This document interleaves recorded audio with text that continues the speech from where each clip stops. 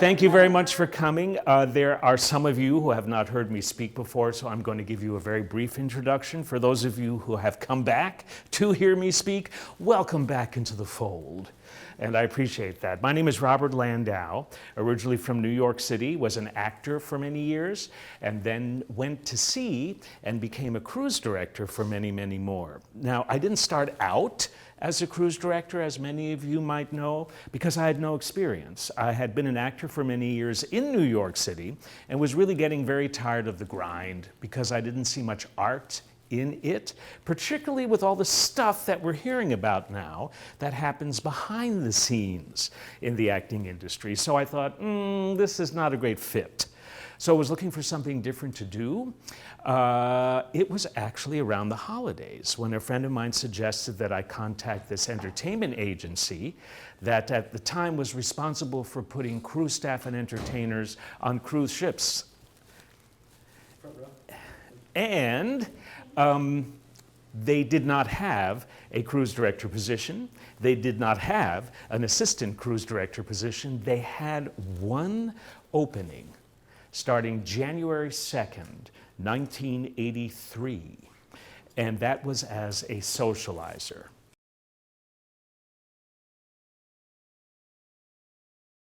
As an assistant cruise director, did that for 3.5 years, and then actually one day realized, you know what? With the acting training that I had received, I could cruise direct. I don't have to sell bingo cards anymore as an assistant cruise director. I can call bingo as a cruise director. Wow! And I thought, okay, I'm too young to be a cruise director on the big cruise ship, so I'm going to leave the big cruise ship, start with the small, and that's what I did. And 2 years after that, I went back to that very ship that I started socializing on as their cruise director.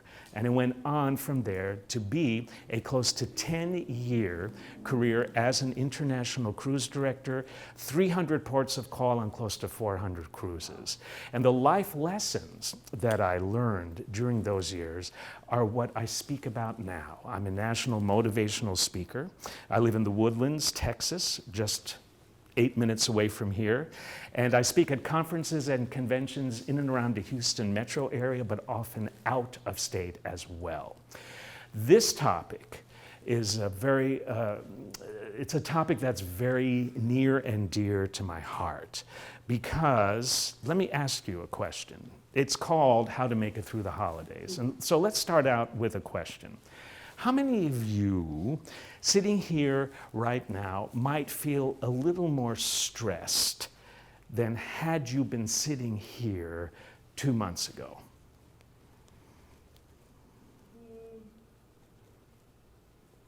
Yeah. Mm-hmm.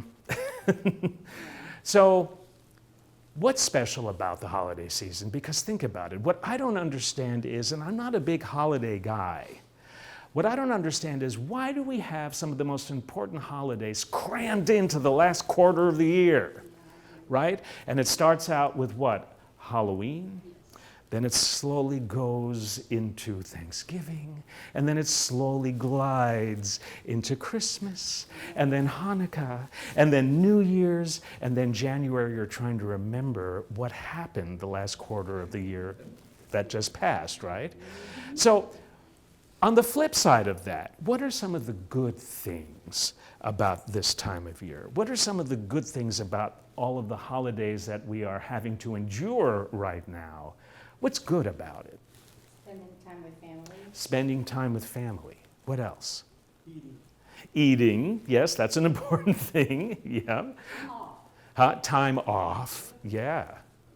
Holiday movies and holiday music. Holiday movies and holiday music, yeah. And clothing, of course, yeah. Anything else? Memories. Memories, yeah. And you're smiling when you say that, so it's the positive aspect, the positive side of memories. Mm-hmm. Yeah. But that can be a flip side too, because we have such expectations this time of year and so many memories, and when we lose someone, that can be very difficult. Yes. So there's a flip side to the whole memory aspect. So let's talk about what is not so great about this time of year. like the flip side of memories, loss. When somebody who used to be with you or the family for so many holiday seasons all of a sudden is not here for this one, or has not been present physically during the holiday season for 5 years, for 10 years. That is still a hole in a lot of people's hearts that has yet to be filled or replaced. So memories can be a downer during this time of year. What else? Caregiving? Caregiving, how so? Well, you're trying to keep up with everything that's demanded in a holiday time and you're someone else's caregiver. When you are somebody else's caregiver during the year, it's stressful enough, right? Because you're giving and you're giving and you're giving, and that depletes a lot of your energy. But then when things are ramped up during the last quarter of the year, it becomes even more, might I say, stressful, right? Stress is the number one thing that people feel on the negative side of things during this time of year. Any other things? Even weight gain, having to do with eating. Yes, yeah. There's a positive and a flip side to eating too. Yeah, weight gain. Yeah, because you get on the scale January 10th, or you look in the mirror January 10th and you go, oh my God. Wow. This is what happens when you got Halloween, Thanksgiving, Christmas, Hanukkah, New Year's. You eat and you eat and you eat, and you know what? You eat some more. Fun, but wow. Anything else on the negative side? Huh? It's darker outside and colder outside, so you're less active. I love that. That rarely comes up when I ask that question. It's a very good point you made. It's darker outside, right? And that tends to dull the spirits a bit and make you tired much early. And when it's 4:30 and it's already halfway dark, you're thinking, huh? It should be 7:30. Why is it getting dark now? Oh, wait a minute, I'm starting to feel a little more tired. Oh no. And at 7:30, you're thinking, why does it feel like it's 10:30? And why do I feel like I should be going to bed now when I have so much left to do? What else? Anything else about Christmas, about New Year's, about Thanksgiving? That traveling may not be necessarily fun, and that doesn't necessarily mean getting on a plane and going somewhere. It could be just driving down the block. Yeah, I heard somebody yesterday say that they're not doing Christmas shopping this year, but at 4 p.m. to go 2 miles has taken them twice as long now than it does usually, because people are, got to get the turkey. Oh my God, my Christmas list. Oh, I've got, and B's coming, and you know, yeah. More people are out scurrying around, not thinking. Yeah. How about alcohol? Alcohol, addictive tendencies, habitual stuff tends to be heightened during this time of year. Why? You may be thinking the liquor store closes on Thursday, so you gotta go on Tuesday or Wednesday. Oh yeah, you may be thinking the liquor store closes on Thursday, so you're getting the, yes. But why would alcohol be such a big factor during this time of year? To make it, Festive?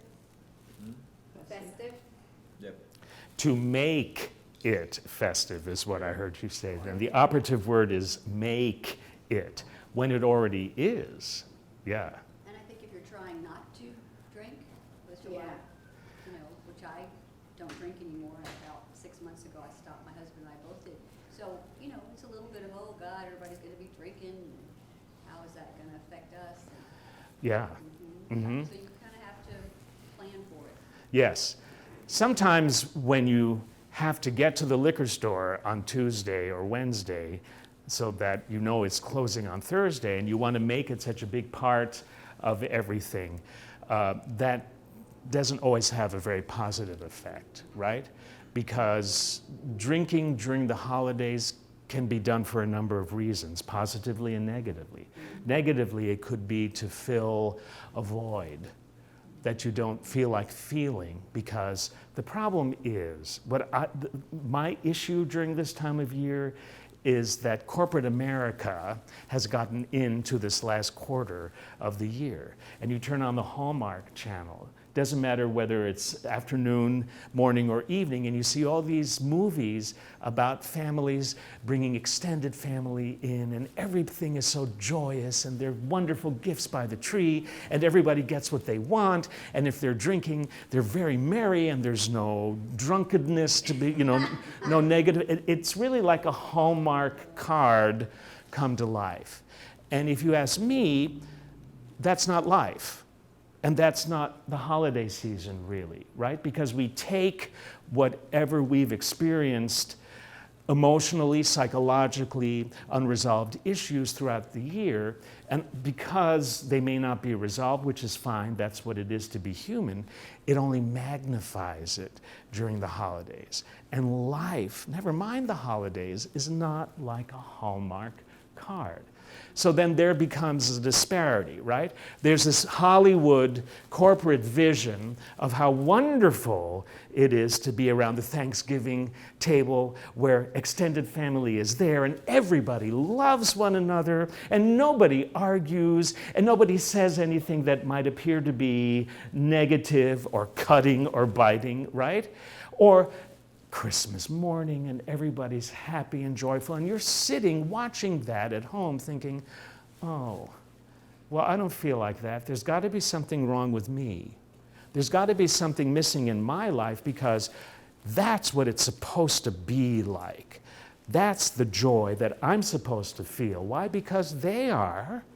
If they have happiness and love and prosperity and health, why don't I? Or why doesn't that happen in my family when we sit at the Thanksgiving table or Christmas dinner or New Year's festivities? And so you begin to feel as if you are something less, as if you are something less. And you do an incredible disservice to yourself by that, right?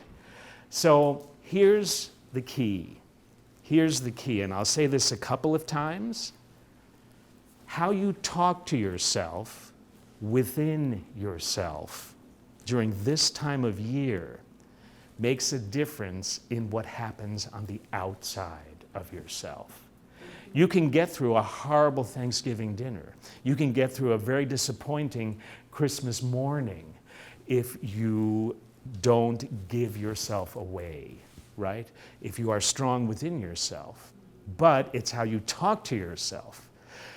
You wake up tomorrow morning and you find yourself saying to yourself before you even get out of bed, man, I hate this time of year. Everybody's so happy, and I know they're really not. And it takes me 3 hours to get somewhere where it usually takes me an hour. And I'm tired of seeing people happy on TV. And I'm tired of Hallmark Christmas cards being absolutely perfect. I hate this time of year. It brings up stress in me. And I just don't even want to get out of bed. Well, if you keep saying that to yourself, within yourself habitually, what kind of experience do you think you're going to have on the outside of yourself? Not so good. Not so good. So here's the key.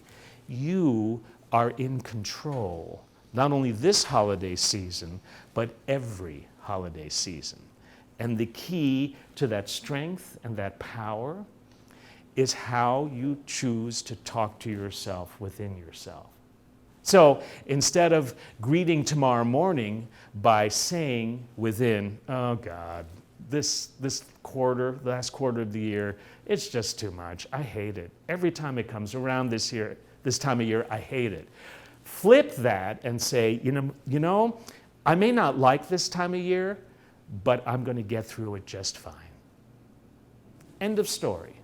And that will change how you choose to get through it on a daily basis.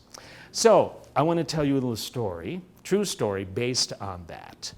And it was before I went to sea, when I was an actor in New York City. And as I said, I wasn't that happy about being an actor because of what I saw was going on in the industry. And in New York City, acting gigs tend to slow down during this time of year. And so because it's so expensive to live in New York City, you have to figure out how you're going to pay your rent and the phone and food and this for October, November, December into January. That's a lot of time to not know where your kind of usual source of income will be coming from. So I was admittedly very down that particular year. And everybody I knew that I was. Why? Because I was not very friendly with myself, talking to myself, within myself, in terms of what I was saying about myself.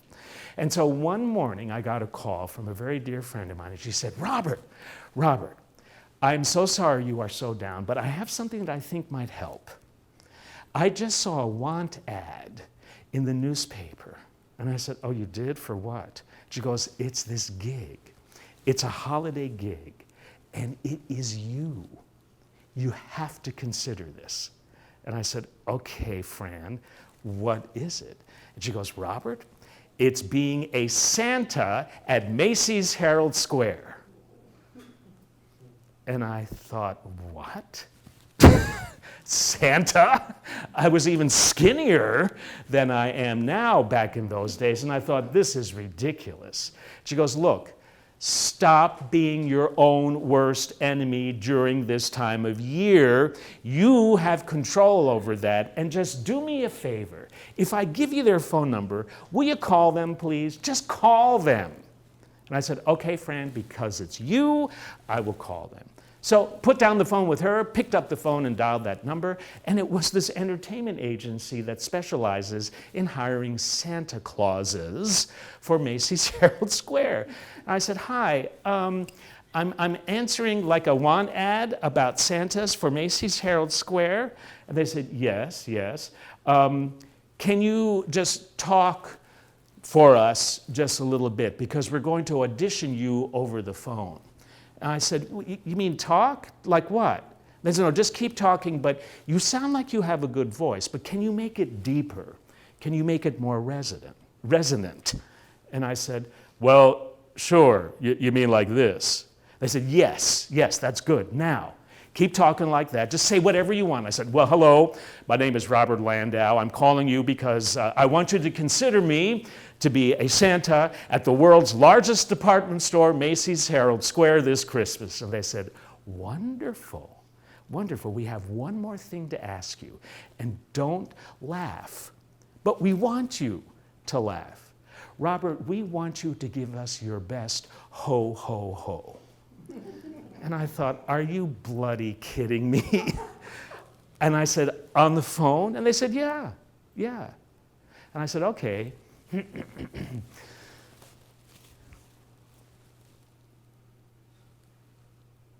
Ho, ho, ho. Did that set your phone off? Yeah. Wow. I still got it. I haven't lost it. I could be Santa at Macy's Herald Square this Christmas, Linda. What do you think? Oh my God. Anyway, that was amazing. Wow. There's power in the voice. And they said, good, you're hired. Now, before you say yes, we have to tell you one very important thing, Mr. Landau. You are required, because this is October, to go to a month-long Santa Training Academy for the entire month of November. And I said, okay. They said, yeah, Monday through Friday, 8 a.m. to 6 p.m. with a 30-minute break for lunch. And it will be intensive. You will be there with 10 other Santas who will also be trained to be Santa Claus for this year at Macy's Herald Square. And I said, well, okay, because it paid so well. I really didn't want to turn it down. So I said, good. So this was quite the training. They were very serious about it. And if you did well, you would get a certificate that you were now a certified Santa at Macy's Herald Square that you could put on the mantle above your fireplace back in your apartment in New York City. And it was intense. They taught you how to apply the beard so that a kid couldn't pull it off. They taught you how to rouge. They taught you, and like you're doing, they taught you how to, everybody, Ho, ho, ho. Now, do it again. Ho, ho. Very good, you're hired. Except, you know what? You didn't set phone off by doing that, so you need a little more practice, but we're here to work on that with you. And etiquette, how to handle a kid. They did not tell you how to handle a parent. And I met some really cool fellow Santas during that training, which really helped me, because another thing that this time of year can bring up is loneliness. And I admittedly felt very alone. I was extremely depressed. I had nobody in my life that could just sort of motivate me or inspire me.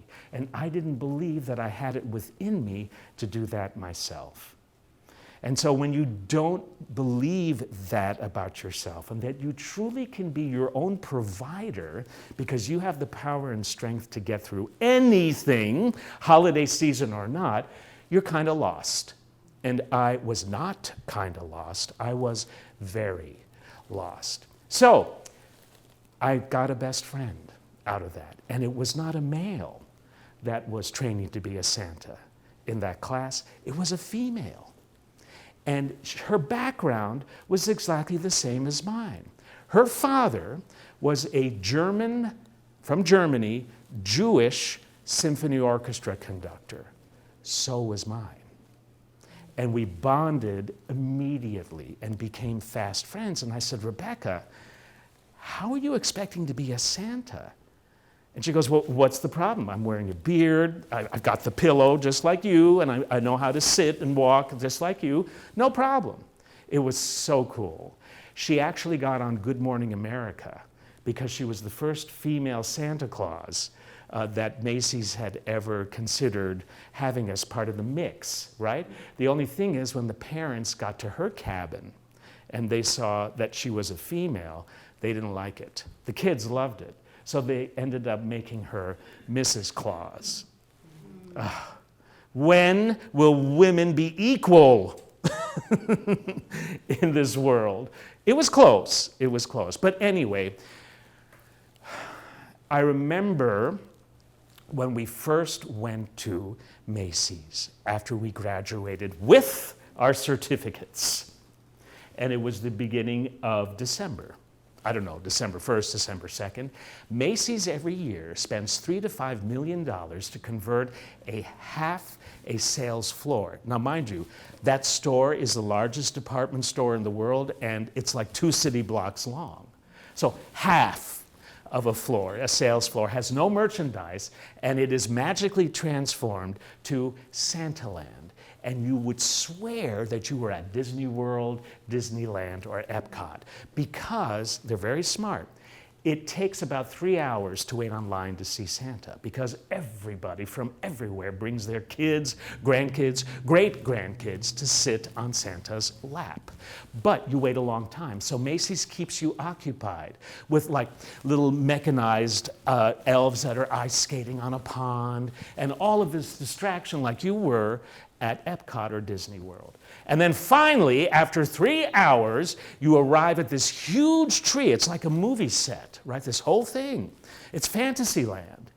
And it's this huge tree that you can't even see the top of, and there's a door in the middle of this tree. And there's an elf, yes, a real-life elf, who stands there and says to you, well, you finally made it. Did you have fun waiting online?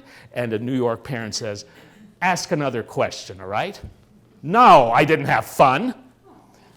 Oh, yeah. And so she goes, don't worry. When this door opens, I will escort you to see Santa. Now, when the door opens, it's amazing. There are 3 movie set real cottages that have been imported from the German Alps with smoke coming out of the chimney, and there is a Santa on duty in each one of those cabins. So the elf makes sure that she brings you to the Santa that's available, and that your kids don't see that there are 2 other Santas in the other 2 cottages, because Macy's is going to get sued big time because the whole myth of Santa is destroyed.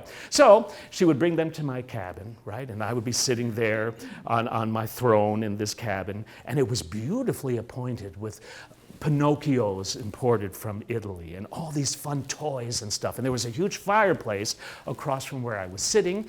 And right next to the fireplace stood an elf. And she had this long cord that connected to the fireplace with a little thing on it like this. What do you think that was for? Start it and stop it. There was a concealed camera in the fireplace, right? Because the whole thing about Santaland at Macy's Herald Square was that you get a photo with Santa, right? So the kid, and this happened, let's say, 8 times out of 10, and mind you, the whole month of December into the first week of January, I was on duty. And Macy's played the same 3-minute sound bite of the Nutcracker Suite over and over and over again until it was like this programming thing that drove me crazy. And I love classical music because of how I was raised, but I couldn't take that. Anytime I hear that bit from the Nutcracker Suite nowadays, you know, I go into withdrawal. So anyway, this is a typical scenario, and this is actually what plunged me into a deeper state of depression than I was before I started this gig. So I'd be sitting on my throne, and the parent would come in with the kid.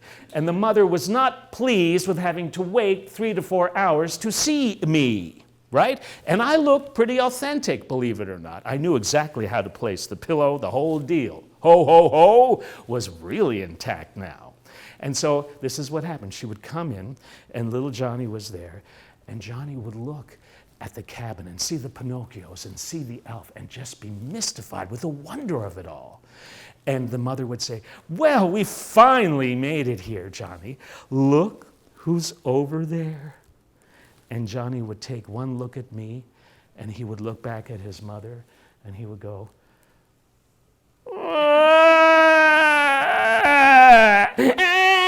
and it was an extended crescendo of cries that didn't seem to end for 15 minutes, which would test the mother's patience during the holiday season until she would blow. And I would sit there and watch this, and it was always the same thing. Damn it, Johnny, I did not wait on this line for 4 hours for you to now all of a sudden choose to throw a scene right in front of Santa Claus. How do you think Santa feels about the way you're behaving, Johnny?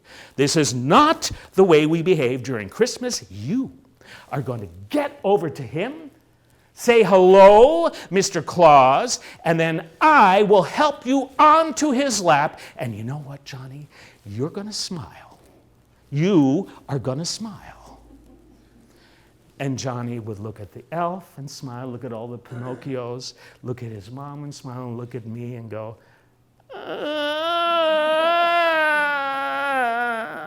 And so she had it.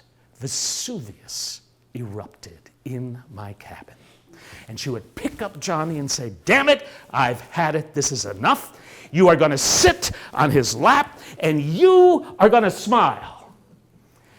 And, does it sound familiar? Yes. Oh, I'm telling you, this is national, worldwide, of what happens. So, he would do the same routine. He would look at the Pinocchios and smile. He would look at the elf and smile because she was smiling back at him. And then he would look at his mom, who was still by the door, and smile at her. And then he would turn around, now that he was on my lap, and look at me and look back at his mom and go, well, take that, multiply it by, I don't know, 350 per day, 6 days a week, and are you ready to celebrate Christmas? Are you any happier about the holiday season than you were when you went to Santa training? No! You find yourself deeper in the muck and mire of depression during the holidays.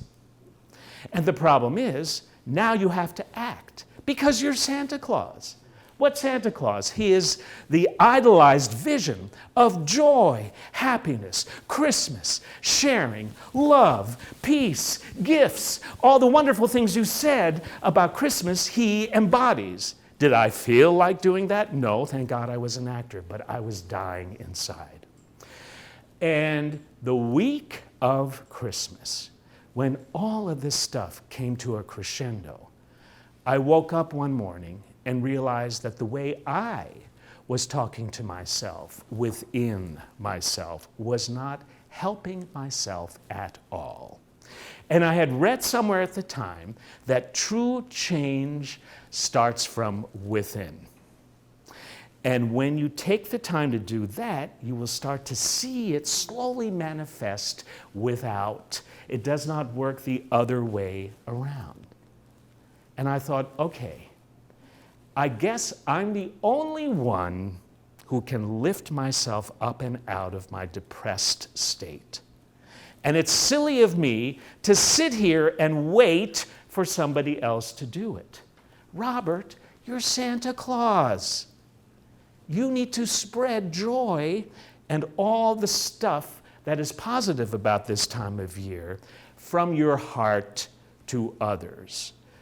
The true joy about being a human being, if you ask me, and you know this because of the industry you're in, is to be of service to others. Because when you give from your heart to another, you will get it back double in return. And all of that stuff started to flood into me. And I thought, okay, I get it. Thank you from wherever this is coming from. I guess I've been asking for help for a long time. And if you ask, you will receive. But it's not going to be when I want it. It's going to be when it happens. It's happening now. Robert, seize the moment and change things. Be an example of what it is you've been hearing about. Okay, and I flipped it and I said, you know what? I may not feel great right now, but I'm going to make the best of it, and I'm going to choose to do something that I have not been doing before. And it was on my face, and it's on your face, and you can use it during this time of year or any time during the year to flip a negative mindset of a state into a positive. What is that? A smile, a smile. Instantaneously, science now proves that if you choose to smile, the chemical reaction that it creates within your body is one of joy, happiness, and your cells react to that. And you become the smile. You'll feel it. So, let's try that now. I want to see the biggest smile that y'all can muster from earlobe to earlobe. Y'all, that's what we say in New York City. I understand here in Houston they say yous. Yeah, use all. Yeah, yous guys, yeah. So give me a smile, give me the biggest smile. Yeah, very good. Yeah, oh my God, sunglasses in the balcony. This is great, this is great.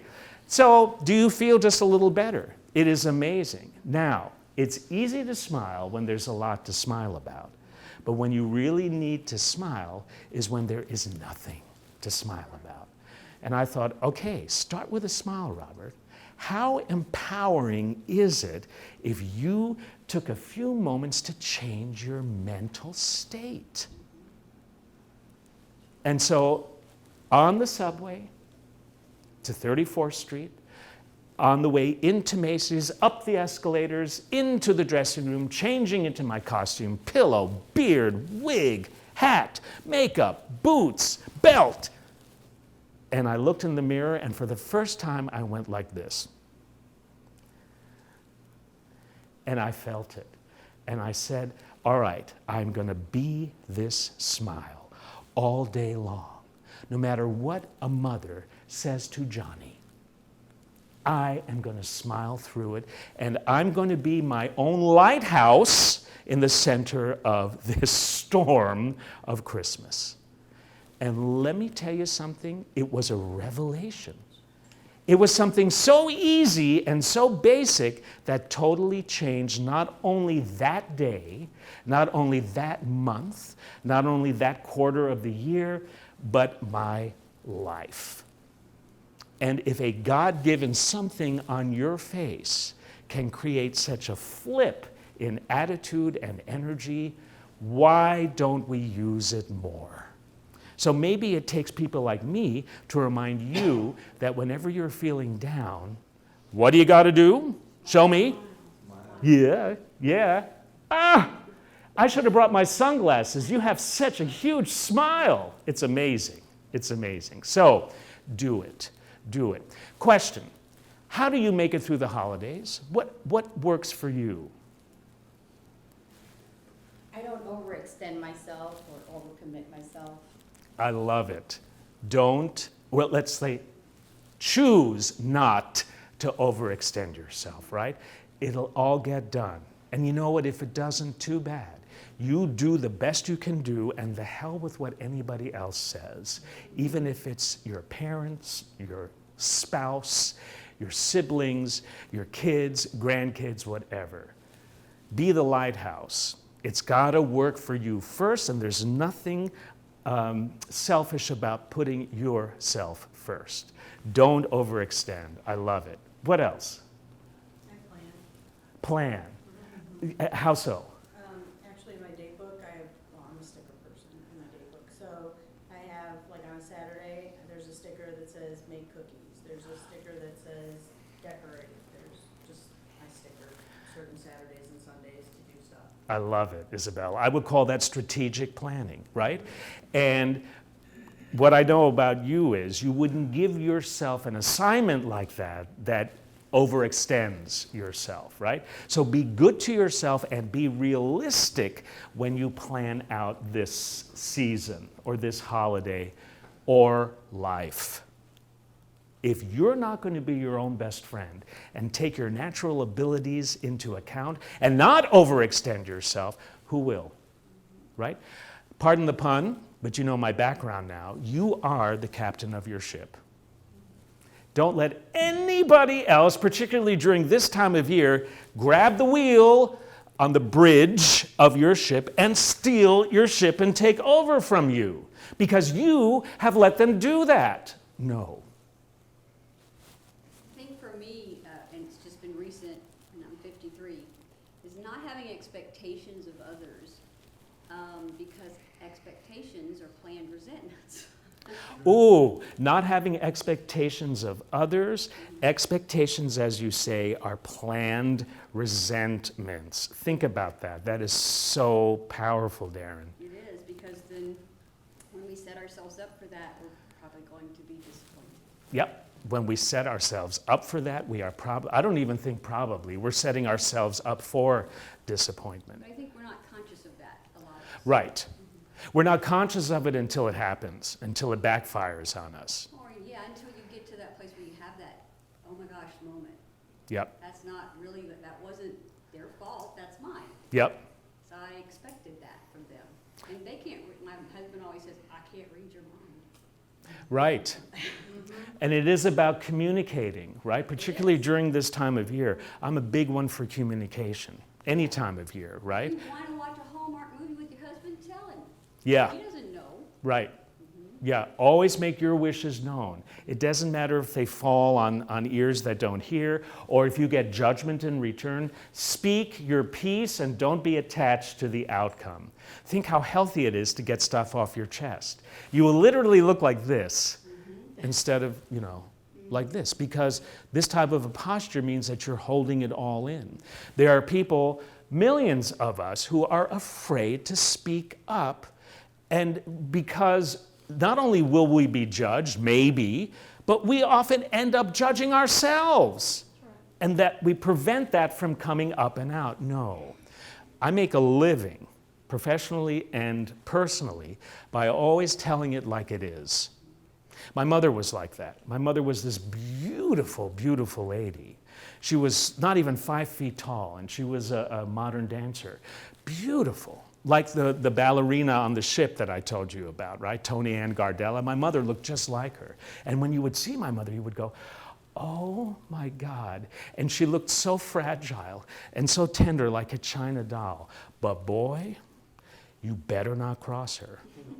You always knew where you stood with her because she always told it like it is. You might not have been happy about it, but people loved her because there was none of this pussyfooting around or, quiet, passive-aggressive stuff.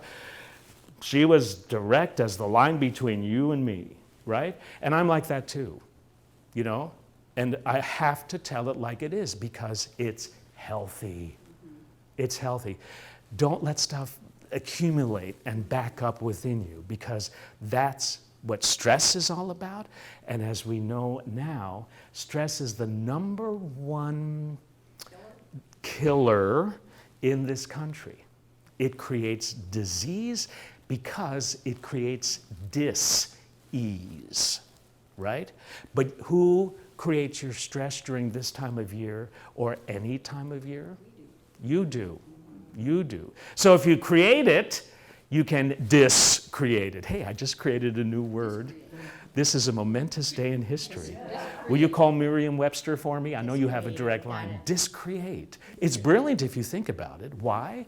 Because I'm brilliant. You can touch me if you like. There you go. I know. I know. I know. So anyway, what I mean to say is you are in control of your stuff, right? But be honest with yourself. Be true to yourself, because if you're not true to yourself, who can be? If you don't like yourself, how can anyone like you? If you don't love yourself, how can anybody love you? And the list goes on and on. It all begins and ends with you unselfishly. Yeah. Any other mechanism or thing that you use to help you through the holidays? Once my kids were smart enough to say that they no longer had the magic of Santa, I let them know about the magic of budgets. Oh, Yeah. God, the harsh reality of life. So that's good. So your kids graduated out of the magic of Santa, and then you taught them some real life lessons like budgeting. Wow. A lot of kids don't know how to budget. Next year they said, Santa? Yeah, can we have Santa back, please, please? But that's cool because you know what? That's going to help their future Christmases. And their expectations. Yeah. Yes, and their expectations. Yeah. Cool. Never heard that one before. Any others? Going along with that, what I did with our children is I said, you know, the wise men brought 3 gifts to Jesus. So you get 3 presents. Oh, the wise men, she told her kids, brought 3 gifts to Jesus, so you're getting 3 gifts. So they got 3 large gifts, and the rest were teeny tiny in their stockings. Very good. That's a good way to condition them not to expect too much. Yeah, exactly. I love that. I love that. Anything else? Cool. All right, just before we close, I have things along those lines, some of which you've mentioned that will help you get through this or any holiday season, and there are 13 of them. First one is keep your expectations modest. And we've kind of hinted at that here. It's very true. Don't get hung up on what the holidays are supposed to be. Make them what you want them to be. You don't set up any expectations that way, and as I said, you're being true to yourself as well. Do something different this holiday season that you haven't done in previous holiday seasons, particularly if you're not finding that you are able to make it through the holidays this year. Do something different. It doesn't have to be the same every year. Talk about expectations, right? Some families work so hard, weeks before Thanksgiving, weeks before a Christmas dinner, weeks before a Hanukkah dinner, right? Weeks before a New Year's celebration on making it the same every year. Got to have the same china, got to have the same decorations, got to have the same menu. And that might be a little too much this year. So what's wrong with changing it? What's wrong with telling your kids that, you know what, Santa was cool for a while, but now let's talk about life, right? You got to change things up because time marches forward. And things don't stay the same. Lean on your support system, right? We all have a support system, be it spouse, be it kids, be it friends, be it family, be it whatever, right? Lean on them when you're starting to feel a little down, because they know you just as well, or maybe even better than you know yourself, and they, if you allow it, will be able to lift you up and out of any funk that you find yourself in. So here's the question. With all of these tips, and with everything that we've talked about today, leave your door open, right? Because all of this is wonderful to hear about, but if you are not willing to change and take some of the stuff in and leave your proverbial symbolic door a little open for some of this new stuff to come in and affect you, then it's not going to make any difference or good, right? You have to be the ones to invite change in, to leave that holiday door for this time of year open. And all of this will change things for the better because you've allowed it and you've let go of previous baggage from the holidays, from holiday seasons before. It's always up to you. No one is going to do it for you. They can do it with you, but you've got to open the door to let them work with you, be it ideas or be it people or whatever. Here is number 4. Don't assume the worst, right? That tends to happen particularly during this time of year. And that's talking about mind chatter that we talked about before. Don't let your mind chatter get the best of you, right? You are not your mind chatter. You are so much more. What about if I told you you are not the thoughts you think? You are not the thoughts you think. You think them, but you are not them. You are so much more than the thoughts you think. Don't allow yourself to become the thoughts you think, particularly the negative ones. It's okay with the positive ones, but not the negative, not the negative. Number 5, forget the unimportant stuff. Forget the unimportant stuff. And maybe I need to say it again. Forget the unimportant stuff. Concentrate on what's important to you. Maybe more here than here. 6, and I wonder how many of you do this, volunteer. Give back. Life is all about giving from the heart. Give back. As I said before, you get back double. Number 7, do not worry about things that are beyond your control. Serenity prayer. Serenity prayer. Or what was that Seinfeld episode, Serenity Now? Yeah, right. Call serenity to you now because it's always here. We just forget that that's what we really are. 8, find positive ways to remember loved ones. Find positive ways to remember loved ones, not negative ways. Do something special for them, even though they may not be here now. 9, don't overdo it, as we heard before. Don't overbook. Don't stay too long at events. But this one's almost over, so don't worry. 10, exercise. And that doesn't necessarily mean going to the gym, although for some of us it does. But it can also mean going for a walk, just to change things up, mindset-wise. 11, eat sensibly. Eat sensibly during this time of year. What's the old saying? You are what you eat. Be careful not to get too toxic in terms of what you choose to put in your mouth, particularly during this time of year. 12, be good to yourself, always, in all ways. Give yourself a break, because if you don't, who will? And number 13, very important, control the holidays. Do not let the holidays control you. Make sense? So before we close, quick question by a show of hands. How many of you may have gotten 1 or 2 things that we shared here today that may help you have a better holiday season this season? Good. Don't leave that stuff here. Take it out from this time together and put it into effect through January, but don't stop in January. Make it last the whole year, okay? So here's wishing you all the best during this holiday season. Remember, it is what you choose to make of it. Thank you so much for being here, and I will see you soon. Thanks, everyone.